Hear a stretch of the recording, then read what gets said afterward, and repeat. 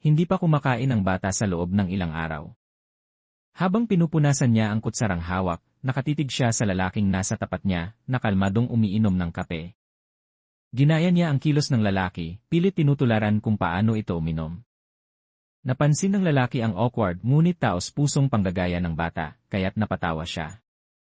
Habang umiinom muli ng kape, pinanood niya ang bata na ginagaya pa pati ang pagkuyakoy niya.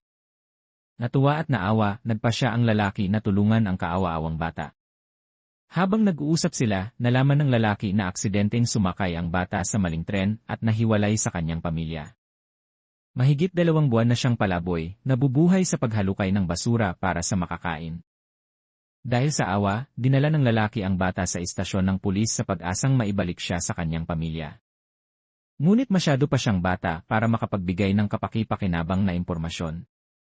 Dahil hindi mahanap ng mga pulis ang kanyang pamilya, kinuhanan siya ng litrato at isinama sa listahan ng mga nawawala.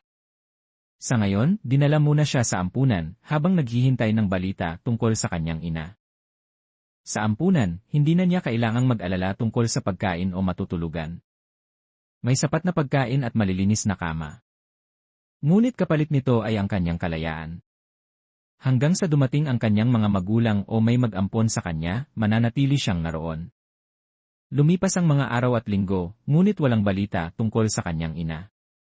Hanggang isang araw, may dumating na balita mula sa mga tagapag-alaga. May mag-asawang Australiano na gustong mag-ampon sa kanya.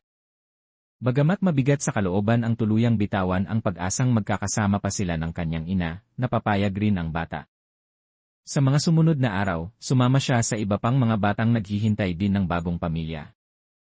Sama-sama silang natutong magsalita ng Ingles. Gumamit ng kutsilyo at tinidor sa hapagkainan. Magpraktis ng tamang asal para sa kanilang bagong buhay.